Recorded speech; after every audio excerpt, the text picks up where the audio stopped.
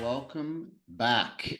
Welcome back to the Mental Dietitian Podcast. I'm your host, Ahren Lynch-potter. And it feels like it's been a while since I've sat here on my own and recorded a podcast. It's been about almost a month where I've had other guests come on, and it's been a wild month. December was one of the hardest months of my life. And maybe I'll talk about it another time. But people listening to this be like, why was it so hard? Basically, I had a lot of emotional stuff come up, repressed stress, which caused a lot of things. And I had some stuff come up that I did not integrate correctly from a plant medicine experience in July, which hit me like a truck. And I basically had like a dark night of the soul, which is really scary. A lot of scary stuff came up, a lot of things around who I believe that I am and who I am not. And I was tested. It was like a week-long psychedelic journey of barely sleeping, all the stuff that I thought I'd already worked on, all flooding back, just so I could get to know me more and trust myself more. So that's why it was hard. That's why it was a hard month. But this episode is titled New Year, New Me, with a question mark. 2023. It's coming to a close. It is the 29th of December as I record this at 5 p.m. on the dot. And I had an amazing year of ups and downs and all arounds. We had some crazy stuff happening. We had Ukraine, Russia continue going on. We had Palestine, Israel really kicking off in the past 6 months, more so than I've ever seen in a very long time. We had record high interest rates. We had crazy inflation.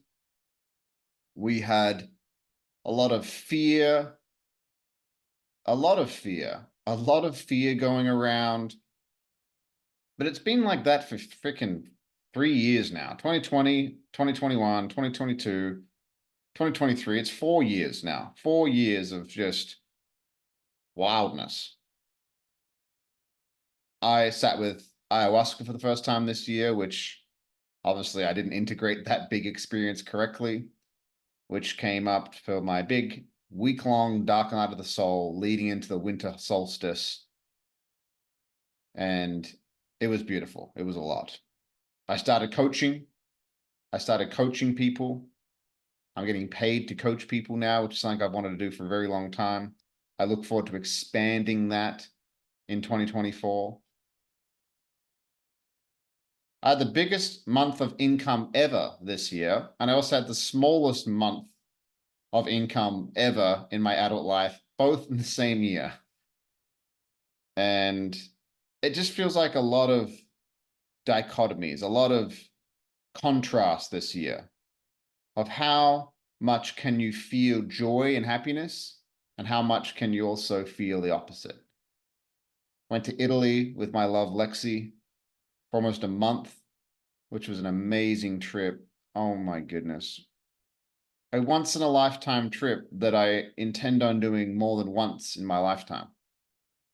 Just so many things, ups and downs. I'm sure you have your own. I'm sure you have your own ups and downs from this year. And it's really good to sit back and reflect on these things, but also to look forward.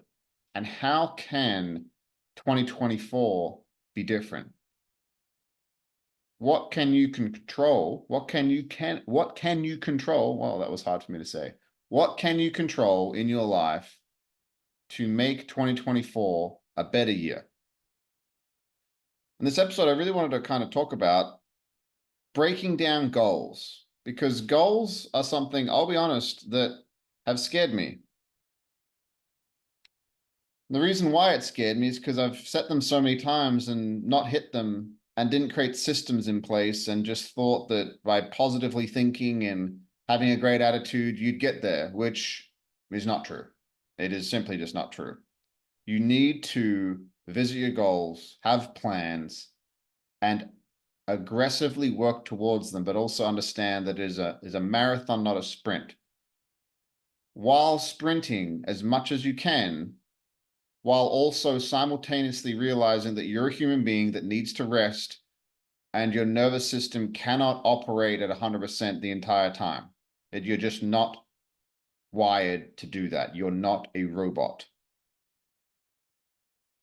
How I break down my goals is financial, relational, whether it's not financial is obviously very obvious what you want to do financially.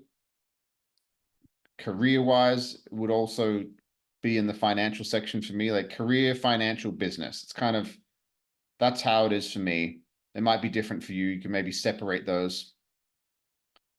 In fact, I would separate those. In fact, right now I'm looking at it. Financial would be like investing or saving money for me. Career/business would be another section. So financial, career/business. What do you want to do there? Relationships. What about your physical health? What about your spiritual and emotional health? They're the kind of big five: the financial, career or business, relationships, physical, and spiritual/emotional health.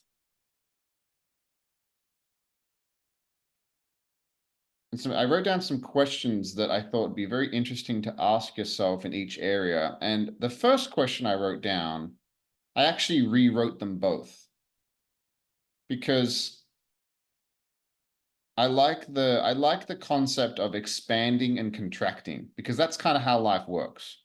Nature does it. If you're in the northern hemisphere right now, nature is in a contraction. It's winter. It slows down. It shrinks. The leaves fall off the trees. Things are frozen. Things move slower. I've felt myself move slower.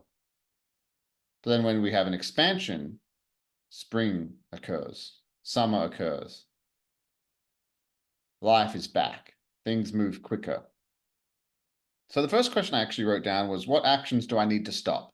The second question was, what actions do I need to start? And if you prefer that wording, use that wording.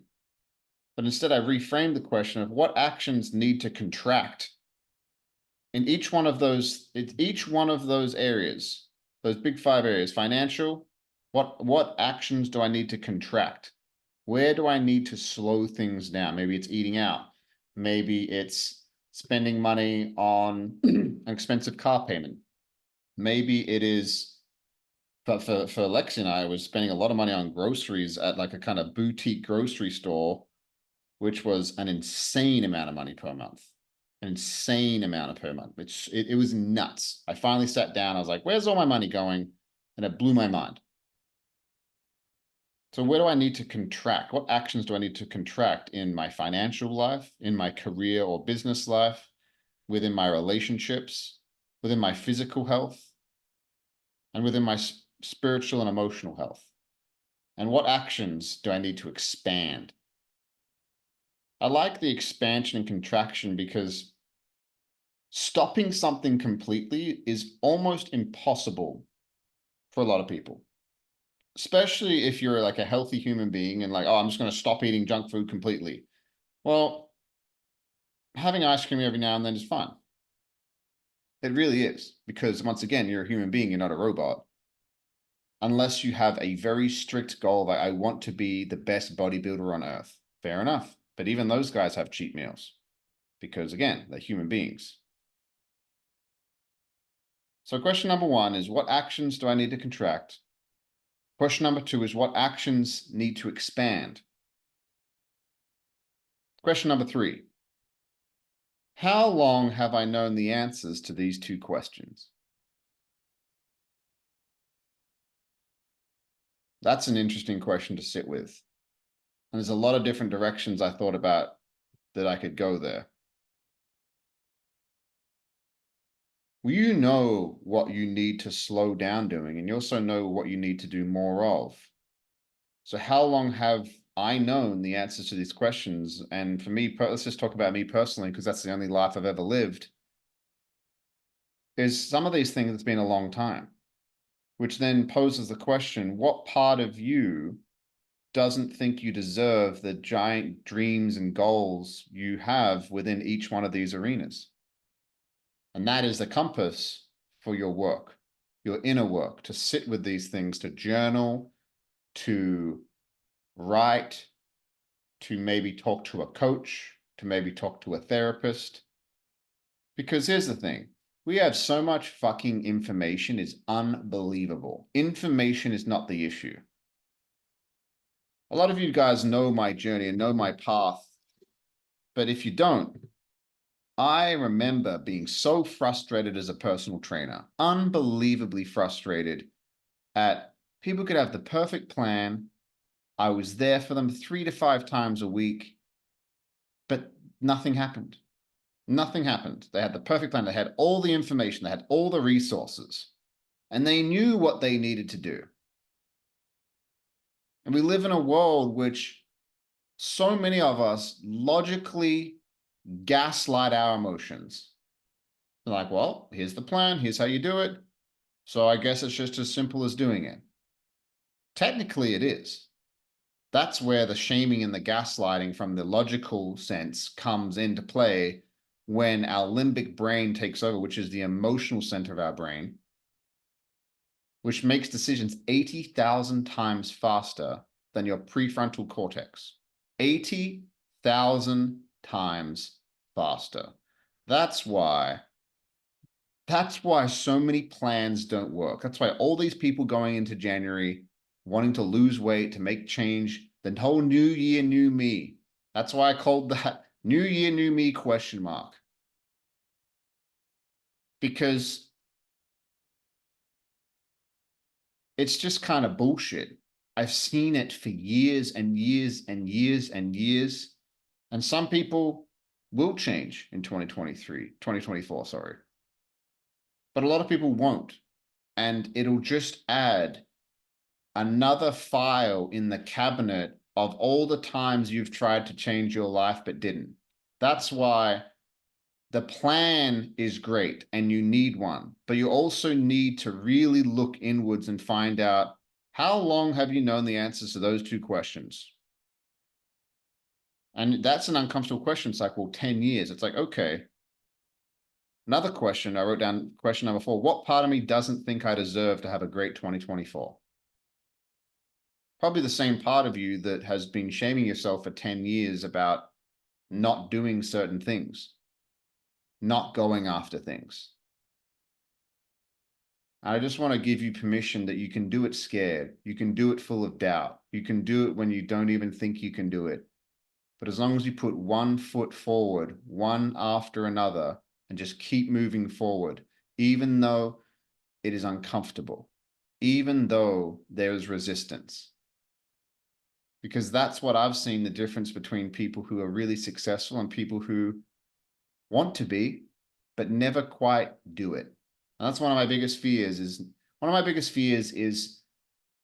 not having the courage to live a life that I dream of and having other people tell me what life I should live.